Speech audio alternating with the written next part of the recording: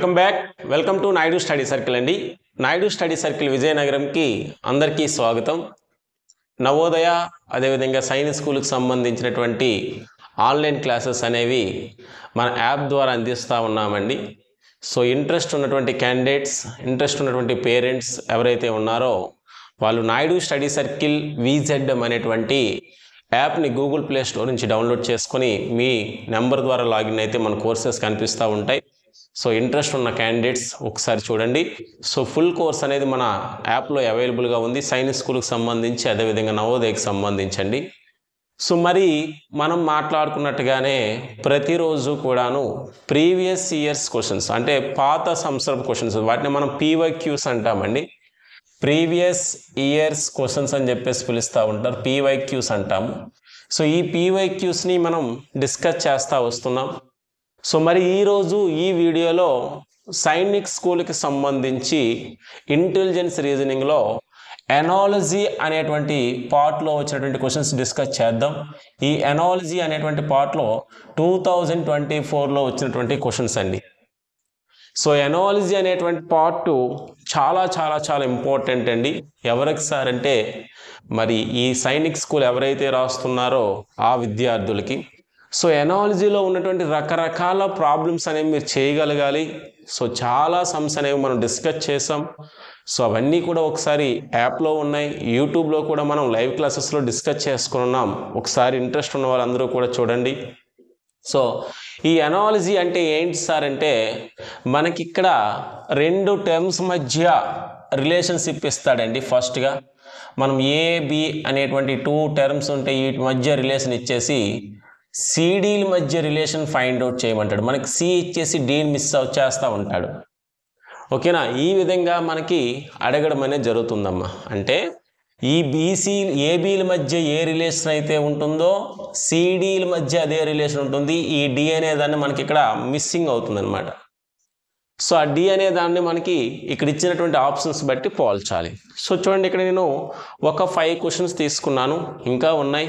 So ఈ ఎనాలజీలో మనకు ఉన్నటువంటి క్వశ్చన్స్లో చూడండి, ఇవన్నీ కూడా జనరల్ క్వశ్చన్స్, వీటితో పాటు మెంటల్ ఎబిలిటీ క్వశ్చన్స్ కూడా వస్తూ ఉంటాయి. అంటే ఫిగర్స్ కూడా వస్తూ ఉంటాయి అనమాట, వెర్బల్ నాన్ వెర్బల్గా కూడా వస్తూ ఉంటాయి. సో ఓవరాల్గా మనకి ఎనాలజీ నుంచి 8 నుంచి 9 మార్కులు వచ్చేస్తాయండి. సో మనకు ఉన్నటువంటి 25 క్వశ్చన్స్లో 8 క్వశ్చన్స్ పక్కాగా వచ్చేటువంటి ఏరియా. ఈ ఒక్క చాప్టర్ చేయడం వల్ల 8 2 16 మార్కులు, 16 మార్క్స్ వస్తాయి మీకు. చూద్దాం మరి ఫస్ట్ క్వశ్చన్ ఏంటో. సో ఇక్కడ చూడండి, ఫస్ట్ క్వశ్చన్ ఎలా ఇచ్చాడు సార్ అంటే క్లాక్ ఈజ్ టు టైం అన్నాడు. ఈజ్ యాజ్ థెర్మోమీటర్ ఏమవుతుందని చెప్పేసి అడిగారు. అంటే క్లాక్ ద్వారా మనం టైంని తెలుసుకోవచ్చు. మరి థెర్మోమీటర్ని యూజ్ చేసి ఏం తెలుసుకోవచ్చు? ఇక్కడ ఇచ్చిన ఆప్షన్స్ బట్టి చూస్తే హీటు, రేడియేషను, టెంపరేచరు, ఎనర్జీ. మరి థర్మోమీటర్ మీకు అందరికీ తెలుసు, మనకి జ్వరం వచ్చేటప్పుడు, ఫీవర్ వచ్చేటప్పుడు మనకి థర్మోమీటర్ అనేది నోట్లో పెట్టి చెక్ చేస్తూ ఉంటారు. సో దేనికోసం? టెంపరేచర్ని కొలవడం కోసం. నీ బాడీ యొక్క టెంపరేచర్ ఎంత ఉందో కొలవడం కోసం ఈ థర్మోమీటర్ని వాడతారు. ఈజీ క్వశ్చన్ అయిపోయింది కదా, అసలు శ్రమ ఏమైనా ఉందా? నెక్స్ట్ క్వశ్చన్ మనం వెళ్ళిపోదాం. ఇప్పుడు చూడండి, C3 అని ఇచ్చాడు, అయితే L ఏమవుతుందని అడిగాడు. C అనేది మనకి ఇంగ్లీష్ ఆల్ఫాబెట్లో చూసుకుంటే C అనేది థర్డ్ లెటర్ అవుతుంది నాన్న, మరి L అనేది ఎన్నో లెటర్ అవుతుంది. సో ఈ లెటర్స్ కూడా ఎలా గుర్తుపెట్టుకోవాలో కూడా నేను చెప్పాను. L అనేది 12th లెటర్ అవుతుంది. L అనేది ఎన్నో లెటర్ అవుతుందండి? 12th లెటర్ అవుతుంది. చెక్ చేసుకోవాలండి, L అనేది 12th లెటర్ అవుతుంది అనమాట. ఓకేనా? సో చూడండి, మరి ఇది ఎలా ఇచ్చాడు? నెంబర్ అండ్ మనకి ఆల్ఫాబెట్ ఎనాలజీ అంటాం. నెంబరు ఆల్ఫాబెట్ రెండు కలిపి ఇచ్చాడు అక్కడ. నెక్స్ట్ వన్ చూసుకుంటే థర్డ్ క్వశ్చన్ చూడండి, స్టార్ అనే దాన్ని ATRSగా రాశారు, అయితే ప్లాన్ ఏ విధంగా రాస్తావు? ఓకేనా? స్టార్ని ఎలా రాశారంటే ATRS.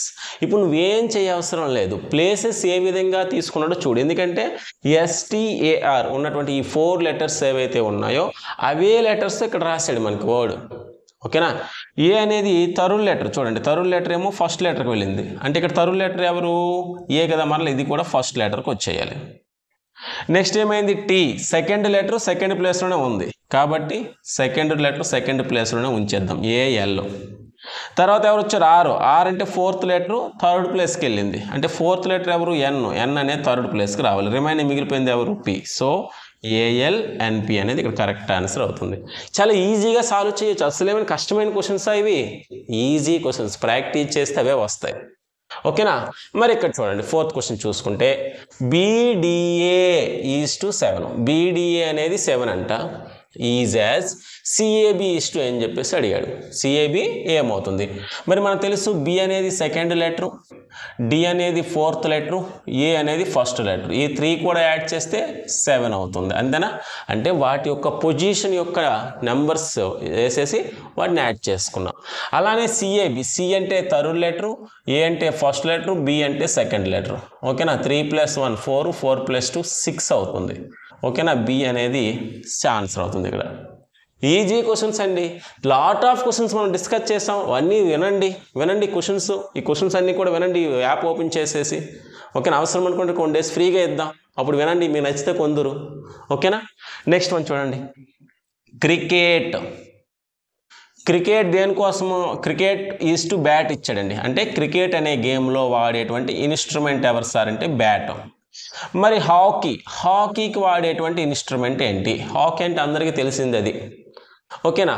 హాకీకి వాడేటువంటి ఇన్స్ట్రుమెంట్ ఏంటి? ఫీల్డా? కాదు. స్టిక్? Yes, correct answer. హాకీకి వాడేటువంటి ఇన్స్ట్రుమెంట్ ఎవరు? స్టిక్ అవుతుంది. ఎవరు అవుతారండి? స్టిక్ అనేది అవుతుంది. ఓకేనా. ప్లేయరు, బాల్, ఇవేవి కాదు, స్టిక్ అనేది అవుతుంది అనమాట. ఈ విధంగా మనం ఎనాలజీని ఈజీగా సాల్వ్ చేయొచ్చు. మనం చెప్పుకోవడం కోసం సాగదీసుకుంటూ చెప్పాం, కానీ మీరైతే ఫ్రాక్షన్ ఆఫ్ సెకండ్స్లో చూడగానే మీరే పోల్ చేస్తారు ఈ క్వశ్చన్స్ని. ఓకేనా. సో ఇక్కడ వరకు నోట్ చేసుకోండి.